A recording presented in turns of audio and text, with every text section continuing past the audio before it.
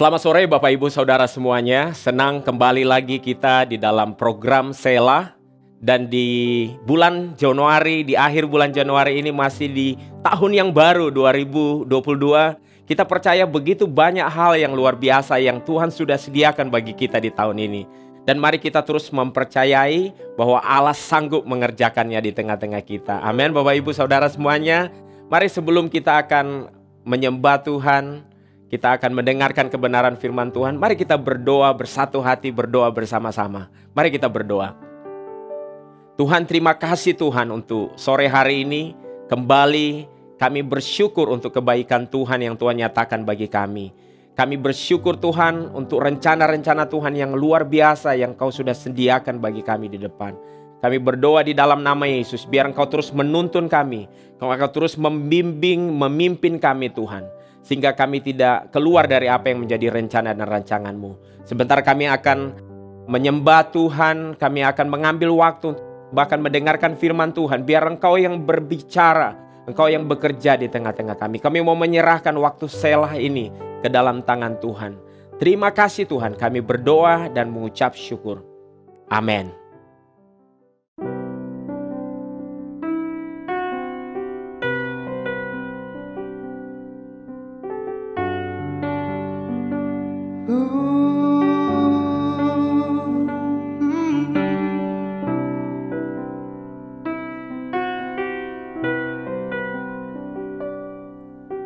Dengan segenap hati dan jiwaku, ku datang padamu dalam kerinduan. Kasih-Mu yang sanggup mengubahku dan menguatkanku dalam pengharapan. Yesus, Engkaulah permata hatiku. Dunia tak dapat menggantikan-Mu. Kemuliaan-Mu tercurah bagiku, menjadikanku indah dan semakin indah bagimu.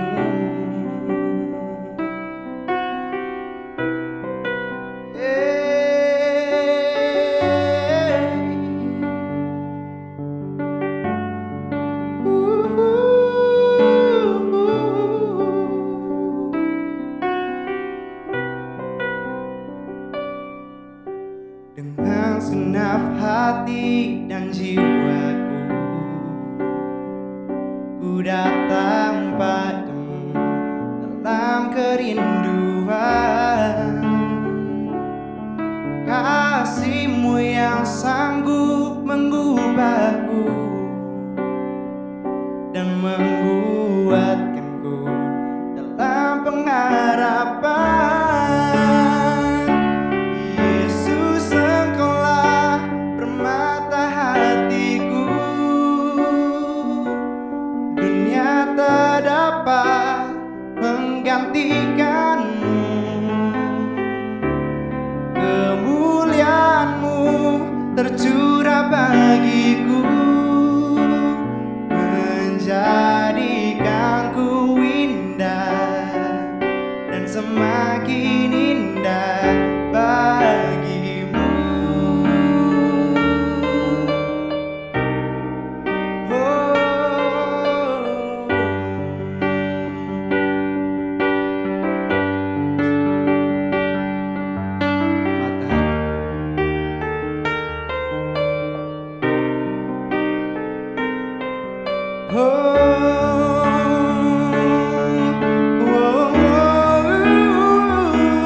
Yesus,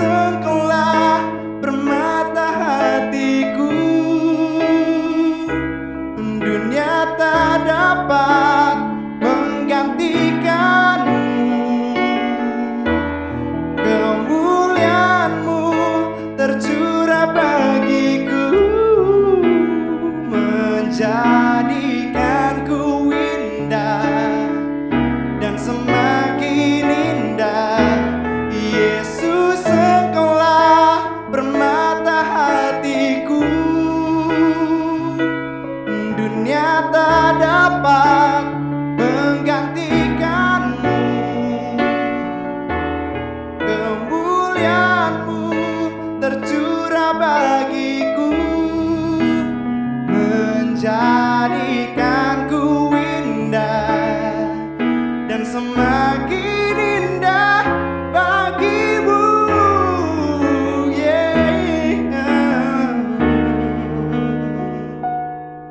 Menjadikanku indah dan semakin indah bagimu.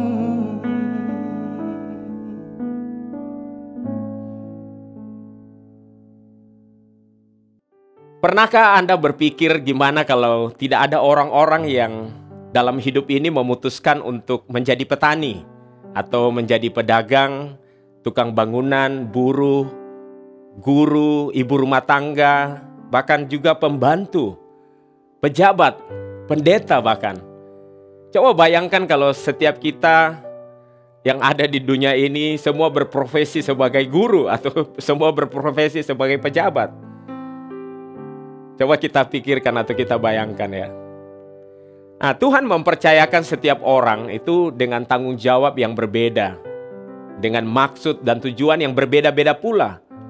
Mungkin ada yang memiliki tanggung jawab yang lebih besar dari yang lain. Tetapi di hadapan Tuhan, semua kita itu sama. Yang terpenting adalah bagaimana kita melakukan tanggung jawab tersebut dengan benar di hadapan Tuhan. Kita perlu melihat bahwa pekerjaan kita apapun itu, baik pedagang, bisnismen, petani, tukang bangunan, bahkan buruh, pekerja rumah tangga, bahkan pembantu, ya, pejabat apapun, harusnya menjadi pelayanan yang kita lakukan dengan sungguh-sungguh, seperti kita melakukannya kepada Tuhan. Bukan sekedar untuk kita mendapatkan gaji atau penghasilan dari pekerjaan tersebut. Meskipun kita tahu bahwa gaji dan penghasilan itu penting. Sehingga dengan pengertian demikian, kita pun akan dengan mudah menghargai pekerjaan kita. Bahkan pekerjaan orang lain juga yang bekerja bersama-sama dengan kita. Kita akan dengan mudah menghargai hal tersebut. Dari Selah kali ini, di Selah kali ini kita akan belajar tentang pelayanan orang percaya. Apa sih pelayanan orang percaya?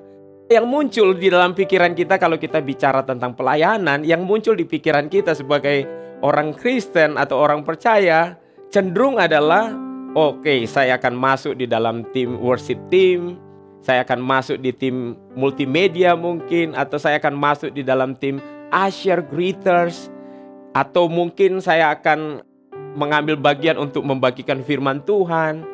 Dan kita tahu itu hal yang memang penting, itu juga adalah bagian dari pelayanan.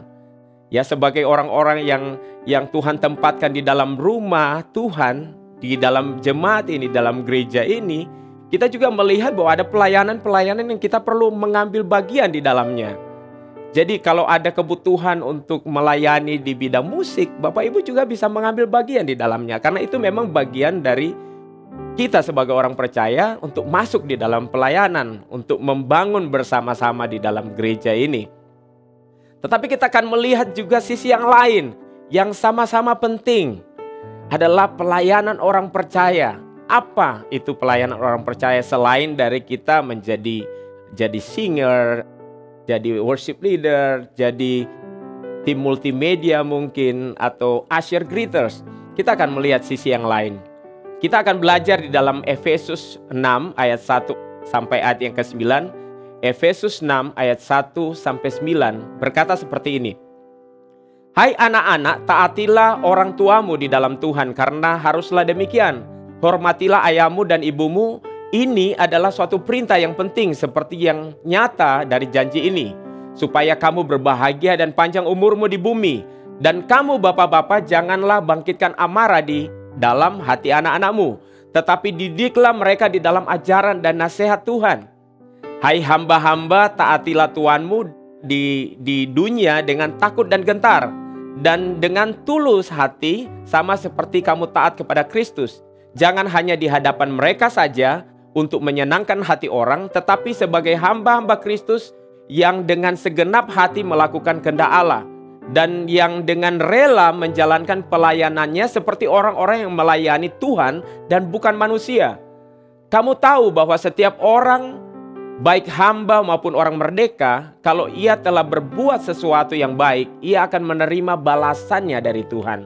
Dan kamu tuan-tuan, perbuatlah demikian juga terhadap mereka dan jauhkanlah ancaman. Ingatlah bahwa Tuhan mereka dan Tuhan kamu ada di sorga dan ia tidak memandang muka. Ada dua hal yang kita akan belajar dari Efesus 6 ini. Kita akan melihat ada dua hal yang kita mau belajar bersama-sama. Yang pertama adalah pelayanan itu dimulai dari rumah. Dan yang kedua, pekerjaan adalah bagian atau pelayanan kita kepada Tuhan. Kita akan melihat hal pertama, pelayanan dimulai dari rumah. Di ayat yang pertama dari pasal 6 Efesus ini berkata seperti ini. Hai anak-anak, taatilah orang tuamu di dalam Tuhan, karena haruslah demikian. Hormatilah ayahmu dan ibumu, ini adalah suatu perintah yang penting seperti yang nyata dari janji ini, supaya kamu berbahagia dan panjang umurmu di bumi. Nah, sebagai anak, apa nasihat firman Tuhan? Sehingga kita menjadi efektif, kita menjadi anak-anak yang sungguh-sungguh mengambil bagian di dalam pelayanan, yakni mulai dari rumah kita. Firman Tuhan sini jelas berkata bahwa kita perlu mentaati orang tua kita, seperti kita mentaati mereka, seperti itu juga kita mentaati Tuhan. Nah, sebenarnya ayat ini diambil di dalam Keluaran 20 ayat 12 yang berbicara tentang 10 perintah Allah. Dan dikatakan seperti ini, hormatilah ayahmu dan ibumu supaya lanjut umurmu di tanah yang diberikan Tuhan Allahmu kepadamu. Jadi firman Tuhan jelas berkata pada waktu kita menghormati orang tua kita, kita mengasihi orang tua kita obey terhadap apa yang mereka katakan, firman Tuhan jelas berkata, maka lanjutlah umurmu, maka engkau akan berbahagia di bumi, panjang umurmu. Jadi pada waktu kita belajar untuk taat kepada apa yang orang tua katakan, maka kita yang akan mendapatkan benefitnya.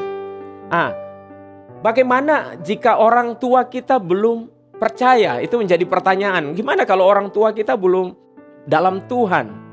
Bagaimana kalau orang tua kita adalah orang yang mungkin masih jauh dari pengenalan akan Tuhan? Firman Tuhan tetap berlaku, Bapak Ibu Saudara semuanya. Buat anak-anak, hormati orang tua, kasihi mereka. Engkau tidak pernah tahu kapan Tuhan mengubah hati orang tuamu, kapan Tuhan mengubah papa mamamu. Dan bisa saja dari mereka melihat kebaikan Tuhan dalam kehidupan kalian sebagai anak-anak, maka kasih Tuhan akan mengalir dan kehidupan mereka diubahkan. Dan kembali, apabila kehidupan mereka diubahkan, nama Tuhan dipermuliakan. Kita melihat bahwa sungguh-sungguh pada waktu sebagai anak-anak, ya, anak-anak muda di sini saya mau katakan bagi anak-anak muda, pada waktu kalian respect terhadap orang tuamu, pada waktu kalian menghormati mereka, kalian akan dapatkan benefit itu. Kau akan berbahagia di bumi. Firman Tuhan katakan seperti ini. Bagaimana dengan bapak-bapak? Sebagai papa, sebagai mama, sebagai orang tua, apa nasihat firman Tuhan yang perlu kita lakukan di dalam kehidupan ini? Sebagai bagian dari pelayanan kita. Ayat yang keempat dikatakan, dan kamu bapak-bapak, janganlah bangkitkan amarah di dalam hati anak-anakmu, tetapi didiklah mereka di dalam ajaran dan nasihat Tuhan. Mengajarkan firman Allah kepada anak-anak yang Tuhan percayakan kepada kita. Mengajarkan firman Tuhan. Bahkan di dalam Ulangan 6 ayat 6 berkata, apa yang kuperintahkan kepadamu pada hari ini haruslah engkau perhatikan. Haruslah engkau mengajarkannya berulang-ulang kepada anak-anakmu. Dan membicarakannya apabila engkau duduk di rumahmu, apabila engkau sedang dalam perjalanan, apabila engkau berbaring, dan apabila engkau bangun. Di Amsal 22 ayat 6 juga berkata, didiklah orang muda menurut jalan yang patut baginya, maka pada masa tuanya pun ia tidak akan menyimpang daripada jalan itu. Sebagai orang tua, bagian kita adalah mendidik mereka, anak-anak yang Tuhan percayakan pada kita, mengajarkan mereka firman Tuhan. Dan di sini dikatakan di Ulangan bahwa kita perlu mengajarkannya berulang-ulang. Bukan hal yang mudah Bapak Ibu, tetapi saya percaya bahwa ada anugerah Tuhan untuk setiap kita orang tua, setiap kita papa mama, ya, yang Tuhan percayakan kita anak-anak yang mungkin mereka sering tidak dengar Mungkin mereka sering juga tidak taat. Tapi sebagai orang tua, bagaimana kita perlu menjadi contoh di dalam firman Tuhan pada waktu kita kuat di dalam firman Tuhan. Dan kita mulai mengajarkannya itu berulang-ulang ke dalam kehidupan mereka. Selalu mengingatkan mereka terus. Kita percaya bahwa setiap firman yang kita tabur tidak akan kembali dengan sia-sia. Kita percaya setiap perkataan firman yang kita sampaikan kepada anak-anak kita, suatu waktu itu akan bertumbuh dan berbuah. Dan kita percaya pada waktu kita mendidik mereka, maka pada masa tuanya pun mereka tidak akan menyimpang dari jalan-jalan Tuhan. Dan itu adalah bagian daripada pelayanan kita. Dimulai dari rumah, bagaimana kita membangun atmosfer di dalam rumah kita, atmosfer yang menghargai Tuhan, atmosfer yang sungguh-sungguh mengizinkan Tuhan bekerja di antara orang tua dengan anak, hubungan yang dekat satu dengan yang lain, suami istri yang dekat satu dengan yang lain, anak dengan orang tua yang dekat, ya bahkan kakak beradik yang dekat satu dengan yang lain, di mana ada kasih Tuhan. Dan itu adalah bagian dari pelayanan sebagai orang percaya. Dan Bapak Ibu percaya pada waktu kita melakukannya, orang-orang yang belum dalam Tuhan akan melihat, mereka akan melihat kasih di dalam rumah kita, di dalam keluarga kita, dan mereka bisa merasakannya. Dan kembali nama Tuhan dapat dipermuliakan. Bagian yang kedua yang kita akan belajar adalah pekerjaan adalah pelayanan kita kepada Tuhan. Yang pertama tadi kita belajar bahwa pelayanan itu dimulai dari rumah kita. Dan bagian kedua kita belajar dari ayat dari Efesus 6 ini ayat 1-9. Kita melihat pekerjaan adalah pelayanan kita kepada Tuhan. Sebagai hamba atau sebagai tuan, kalau saya mau katakan sebagai pekerja, karyawan, dan sebagai pimpinan, apa yang perlu kita lakukan? Apa respon kita sebagai orang yang percaya dan kita Tuhan kasih tanggung jawab sebagai karyawan? Apa respon kita sebagai orang percaya tetapi Tuhan mempercayakan kita sebagai orang yang memimpin karyawan-karyawan, orang yang memimpin satu perusahaan? Kita akan melihat firman Tuhan. Dikatakan, hai hamba-hamba, taatilah tuanmu yang di dunia dengan takut dan gentar, dan dengan tulus hati sama seperti kamu taat kepada Kristus. Jangan hanya di hadapan mereka saja untuk menyenangkan hati orang, tetapi sebagai hamba-hamba Kristus dengan segenap hati kita melakukannya kepada Allah. Firman Tuhan jelas di sini. Kadang kita melakukan untuk menyenangkan manusia. Kadang kita melakukannya hanya untuk mencari muka, ya.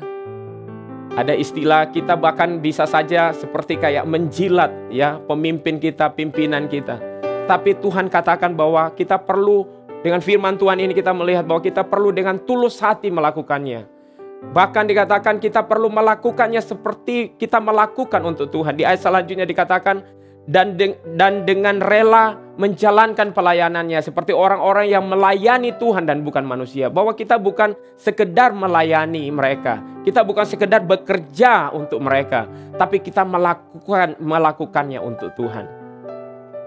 Amin. Dan jelas di ayat 8 dikatakan, kamu tahu bahwa setiap orang pada waktu kita melakukannya sebagai karyawan, sebagai orang pekerja, ya, pada waktu kita melakukannya, firman Tuhan katakan bahwa pada waktu kita berbuat sesuatu yang baik, Tuhan akan memberikan yang terbaik, atau kita akan mendapatkan balasan dari Tuhan, balasan yang terbaik dari Tuhan.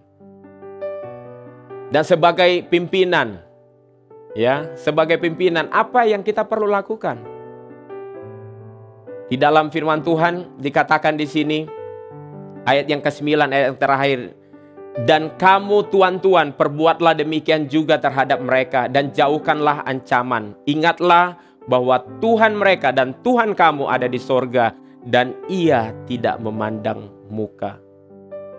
Firman Tuhan katakan, menyatakan kepada setiap kita, Bapak Ibu sebagai owner, sebagai pimpinan, sebagai bos mungkin di perusahaan Bapak Ibu, Tuhan berkata kepada setiap Bapak Ibu semuanya bahwa jauhkanlah ancaman, perbuatlah juga demikian seperti sebagai karyawan melakukannya untuk Tuhan. Demikian juga pada waktu Bapak Ibu memimpin anak buah, mungkin memimpin karyawan yang Tuhan percayakan, kalian perlu melakukannya seperti melakukannya untuk Tuhan.